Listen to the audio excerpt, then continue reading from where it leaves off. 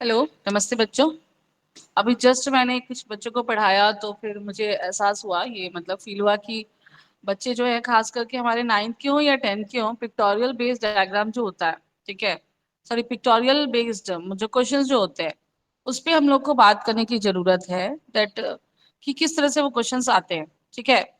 तो इमीडिएटली मैंने कहा कि चलो आप लोग के लिए एक लेक्चर रिकॉर्ड कर लूँ। कुछ बच्चे थे हमारे पास अभी ऑनलाइन, लेकिन बहुत सारे बच्चे नहीं भी थे, तो उन्हीं लोग को ये हेल्प हो जाएगी। और एक बार जो बच्चे सुन चुके हैं वो दोबारा सुन लेंगे, तो नो प्रॉब्लम टू दैट। आपके सामने यहाँ पे एक पीडीएफ खुला हुआ है जो प्रोवाइड किया था मुझे एक स्टूडेंट ने ही। आई थिंक ये पीडीएफ मुझे जिष्णु ने प्रोवाइड किया था। So first of all I want to say thank you Jishnu for this providing me this PDF basically. And just see this diagram now. Let us start now. Question, what type of question I am talking about? Diagram based question. आप एक बात सुनो, जब आप लोग इस तरह के क्वेश्चंस को तैयार करते हो, अभी ये पूरा हमारा सीबीएसई जो यही कहता है बायो में कि आप डायग्राम तैयार करिए और बच्चों को भी वैसे ही तैयार करवाइए। तो इसमें आप देखो एक डायग्राम है यहाँ पर, और यहाँ पर आपको दिख रहा होगा क्वेश्चन क्या पूछ रहे हैं। Like identify the cell organelles named A and B, ठीक है। तो क्वेश्चन पे हम लोग आ रहे हैं। मैं साथ में, आप लोग, मुझे पता है आप लोग बहुत अच्छे स्टूडेंट हो, सारे के सारे जितने भी नाइन्थ के बच्चे मेरे साथ मेरा इस वक्त वीडियो देख रहे होंगे, या दूसरे सेक्शन दूसरे क्लास के बच्चे जो देख रहे होंगे, क्योंकि मैंने कहा ना कि दोनों में एक ही तरह के क्वेश्चन हैं। नाइन्थ ले लो, टेंथ ले लो, इसी तरह के प्रैक्टिस हो जानी है बेटा आप लोग की। तो ये एनसीईआरटी का, और फॉर एग्जाम्पल नाइन्थ का एनसीईआरटी अगर हम उठाते हैं तो एक सेल का डायग्राम रहता है, इसी तरह का कुछ डायग्राम रहता है। बहुत ज्यादा क्लियर तो नहीं रहता, बट थोड़ा बहुत समझ में आता है हमें डायग्राम। तो आपको देखो ए लेबलिंग किसकी है, इन्होंने पूछा है कि लेबल करो। ए देखने से ही लग रहा है न्यूक्लियस के पास है और इसके ऊपर स्टडेड विद द राइबोसोम्स है। तो मैंने कहा है हमेशा सिर्फ ईआर लिख के मत छोड़ो, आप पर्टिकुलरली लिखो कि वो ईआर में भी कौन सा टाइप है। लाइक ये आर ई आर है।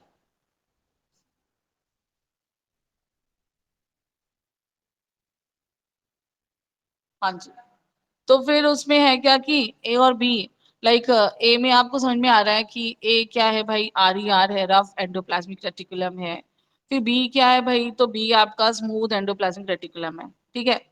तो ये दोनों हो गया आपके लिए, ए एंड बी, ओके।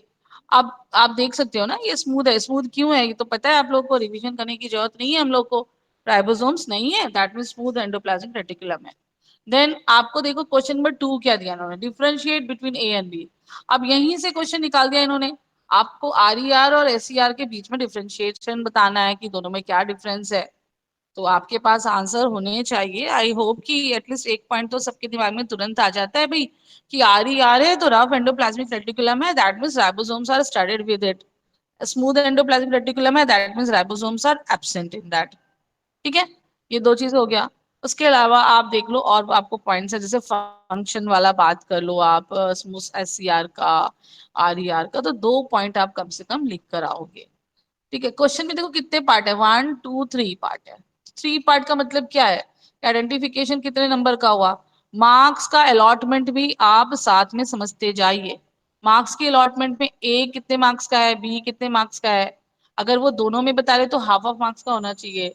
डिफरेंशिएशन होगा तो ये 2 मार्क्स का होना चाहिए। Mention one function of each A and B, तो ये भी 2 मार्क्स का होना चाहिए, यानी कि 1 + 2 + 2। ये बहुत इंपॉर्टेंट है बच्चों, जब 5 मार्क्स का क्वेश्चन आप अटेम्प्ट करने जा रहे हो, और ये पूरी फोकस मेरी 5 मार्क्स के क्वेश्चंस पर ही है, साथ में पिक्टोरियल बेस्ड क्वेश्चन पर भी है, दो चीजें हैं।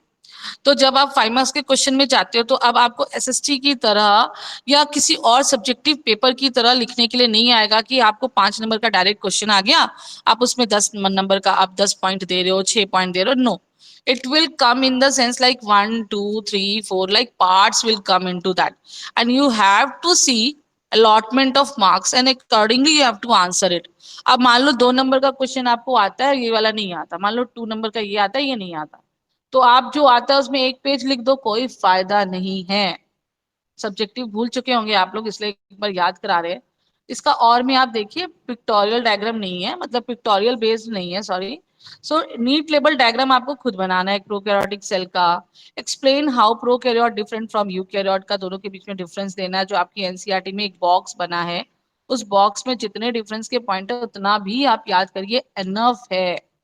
फिर देखो जहां पे डायग्राम बेस्ड क्वेश्चन नहीं है वहां बनाने दे रहे हैं, draw neat label diagram of phloem cell. मैंने फिर कहा है टिश्यू में फ्लोएम सेल बहुत इंपॉर्टेंट है। आइदर इसका डायग्राम आता है नहीं तो बनाने आता है, दोनों चीज आता है। Name the phloem cell that is tubular in nature. इसको अभी मैं एक और क्वेश्चन देखो आपके सामने लाऊंगी, उसमें यही चीज इन्होंने फिर से पूछी है, अभी हम लोग डिस्कस भी कर रहे थे। तो phloem cell that is tubular, phloem cell में सिर्फ एक है जो ट्यूबुलर इन नेचर है, दैट इज सीव ट्यूब। एक क्वेश्चन हमारा तैयार हुआ इस तरह से। अभी देखो यहाँ पे बायो में हम देख लेते हैं, एक और क्वेश्चन है pictorial based, like diagram based, जिसको मैं बार बार पिक्टोरियल वर्ड यूज कर रही हूँ, diagram based. Identify the following diagram. क्या लग रहा है डायग्राम किसका है? सबको पता है भाई, मुझे पता है आप लोग सब बहुत इंटेलिजेंट हो। You people know that is this is the diagram of madam, हमें पता है। आप तो बहुत इजी सा क्वेश्चन पूछ रहे हो, ऐसा सुनना चाहिए मुझे, आपके मन में ऐसा ही थॉट आना चाहिए। So this is cardiac cell, got it. So ना आइडेंटिफाई द फॉलोइंग डायग्राम, भाई हमने पहचान लिया कार्डियक सेल है, cardiac muscles actually, sorry muscles है, सेल भी लिखोगे तो गलत नहीं होगा। And label the parts. अब ए एंड बी पे फोकस करो। ए पे तो एकदम क्लियर है जी, ये कि न्यूक्लियस है। बी पे फोकस करना है। मैंने अभी बात भी की थी आप लोगों से, बच्चों से जो मेरे पास अभी ऑनलाइन में थे, कि बच्चे कि ये बी का बहुत ध्यान देना बेटा। अगर यहाँ पे जहाँ पे मेरा कर्सर है, अगर यहाँ लेबलिंग होती ना तो इंटरकैलेटेड डिस्क होना चाहिए था, बट लेबलिंग यहाँ दी है इन्होंने, इस पे दी है। ये स्ट्राइशंस है बेटा, स्ट्राइशंस, ठीक है। तो आपका ये बी का हो जाएगा आंसर स्ट्राइशंस, ए का हो जाएगा आंसर न्यूक्लियस। डायग्राम को आप पहचान गए, कार्डियक मसल सेल्स, ठीक है। What type of muscle cell is this? Type में तीन पढ़ने हैं आपको, striated, non striated and cardiac, ठीक है। तो अब आपको पता है कि ये मतलब हमारे जो है ये कार्डियक मसल जो होता है स्ट्राइटेड टाइप होता है, और टाइप में फिर आपको एक कैटेगरी पढ़नी है वॉलंटरी इनवॉलंटरी। तो आपको पता है ये कार्डियक मसल जो होता है that is not under our control, that is not under the control of brain, that is actually controlled by their own S A node, pacemaker, जिसको हम कहते हैं हार्ट में right part of the atrium में location होती है उसकी, तो वहां पे होता है, तो वो अपने इम्पल्सेस खुद पैदा करता है। तो what type of muscle cell is this? आप बताओगे striated and involuntary, this is okay. अब एक और डायग्राम बेस्ड है, वाओ नाइस, ठीक है। अभी हमने इस पे बहुत सारी बातें भी की हैं, तो जो बच्चे देख चुके हैं सुन चुके हैं मेरी क्लास को अगर ध्यान से, फिर उन्हें जरूरत नहीं पड़ेगी, बट जिन्होंने मिस किया उनके लिए तो सही है ये video. Identify the two organisms as seen under the microscope. मैंने भी बच्चों को कहा भी था भाई देखो तो पहचानो, बच्चे बड़े आसान से कह दिए मैम ये देखिए ये अमीबा है, फिर बच्चों ने कहा मैडम ये पैरामीशियम है। बिल्कुल सही। आप लोग भी, मुझे पता है सारे के सारे स्टूडेंट जो रिवाइज कर रहे हैं मेरे साथ वो यही कर रहे होंगे कि मैडम वो अमीबा है बी वाला, और ए वाला मैडम वो पैरामीशियम है। ये तो चलो आपने पहचान लिया। Name the phylum to which. Phylum पे जब बात करते ना बेटा तो ध्यान से सुनना, पूरे एनिमल किंगडम को हमने जब डिवाइड किया है तो एक मेनली ब्रॉड अगर हम कहें, Whittaker classification I am not saying, broadly अगर हम कहें तो हम क्या देते हैं प्लांट किंगडम है, और उधर हम क्या देते हैं एनिमल किंगडम है। चलो दो हो गया। अब जिसमें किंगडम में, एनिमल किंगडम में जब फाइलम स्टार्ट होता है आपका तो आता है इनवर्टिब्रेटा एंड वर्टिब्रेटा। इनवर्टिब्रेटा का जो पहला, एक्चुअली ये प्रोवाइड जो मिल रहा है आपको, ये जो amoeba paramecium, these belongs to प्रोटोजोआंस।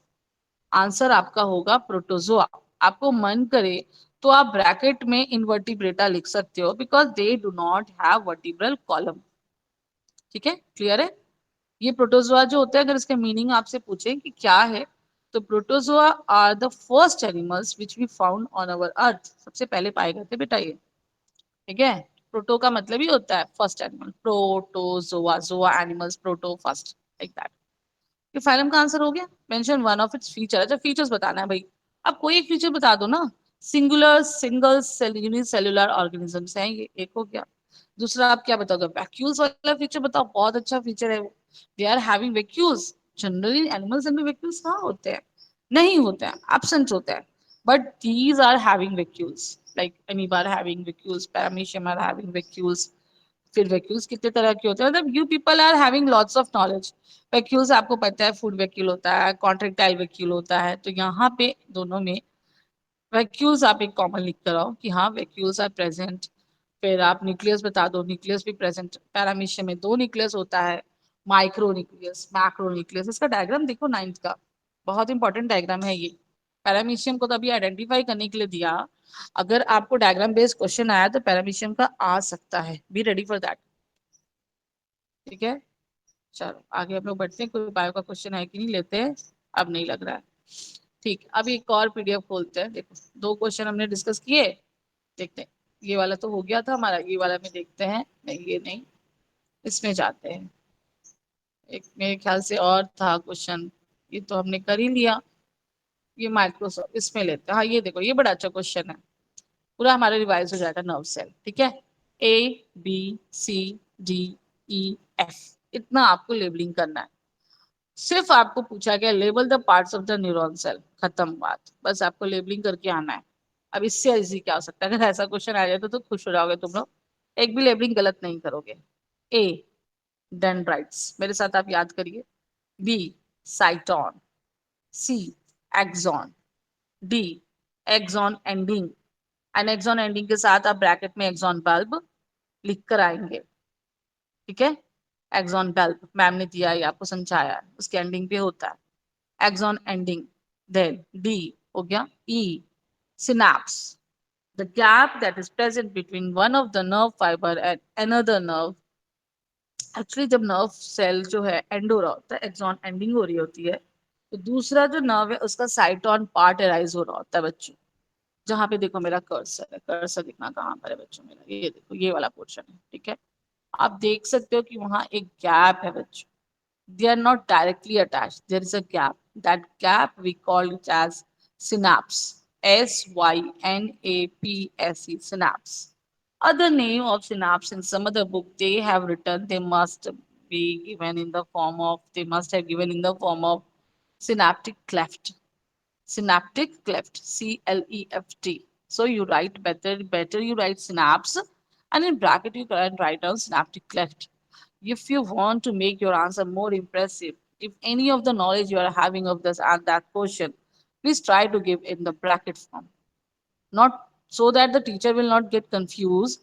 And maybe if the answer key the teacher provided with, maybe the other option given, then both the options if you are given in one of the answer and then in the bracket, it is good for you all only. That is another tip from Vanna ma'am. Okay, now F, F में आप देखोगे बच्चों कि ये ऊपर एक sheath present होती है, we call it as myelin, MYELIN, myelin sheath. कितना अच्छा क्वेश्चन है, इतना इजी तो आ जाए तो बेस्ट हो जाएगा भाई। पता नहीं, कुछ भी प्रैक्टिस करोगे बहुत सारे क्वेश्चंस को तो बहुत इजी हो जाएगा।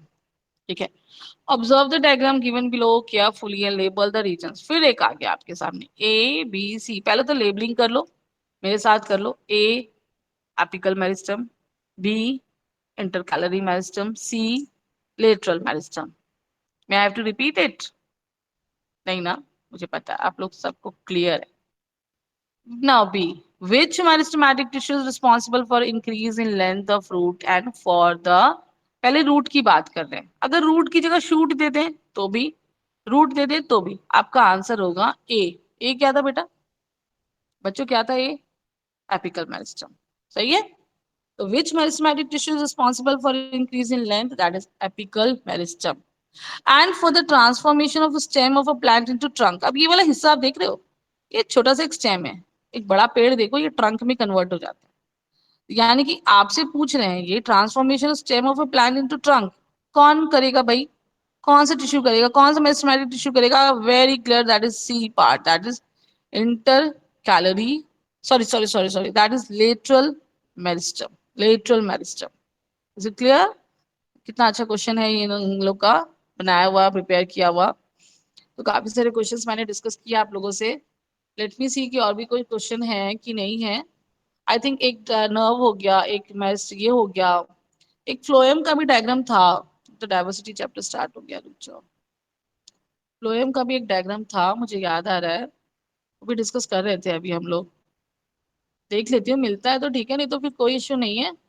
हम लोग क्या करेंगे कि जो इम्पोर्टेंट मैंने डिस्कस किए हैं कि आप ये डायग्राम कर लो, वो डायग्राम कर लो, वो कर लोगे आप लोग को ना। असर्शन बेस्ड जब तक मैं फाइंड करूँ मिलता है तो ठीक है, नहीं तो फिर हम लोग का वीडियो एंड करेंगे, हम लोग लेक्चर रिकॉर्डिंग एंड करेंगे।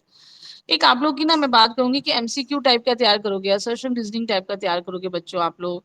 फिर असर्शन रीजनिंग की कैसे क्या करने होते हैं, कैसे अटेम्प्ट करने होते हैं, तो तरीका क्या होता है, ये मैंने उस पर एक वीडियो बनाई हुई है, उसको आप देख सकते हो, गो फॉर दैट। फिर एक बात आती है केस बेस्ड स्टडी। तो केस बेस्ड स्टडी का मैंने नाइन्थ का कोई टॉपिक नहीं उठाया है, बट टेंथ का एक टॉपिक उठाकर मतलब आवर एनवायरमेंट से मैंने वो बच्चों को समझाने की कोशिश की है कि आप किस तरह से केस बेस्ड स्टडी को अटेम्प्ट लिया करो। केस बेस्ड स्टडी में होता क्या है ना बच्चों, कि आप लोग को ना करीब दिए रहते हैं क्वेश्चंस, कितने हैं, 5 दिए रहते हैं हर एक क्वेश्चंस पे, मतलब एक पैराग्राफ पे 5 क्वेश्चंस, आपको 4 अटेम्प्ट करने होते हैं, ठीक है। आई थिंक वो डायग्राम मुझे मिल नहीं रहा है, तो then it's okay, no problem. मैंने आज आपको जितने डायग्राम समझाए हैं, ठीक है, उतना आप करके और आप एनसीईआरटी का डायग्राम्स उठाओ, उसको उसी तरीके से पढ़ो, you will get 5 out of 5 in 5 marks question, full marks in diagram based questions. So thank you all of you for listening my lecture. Thank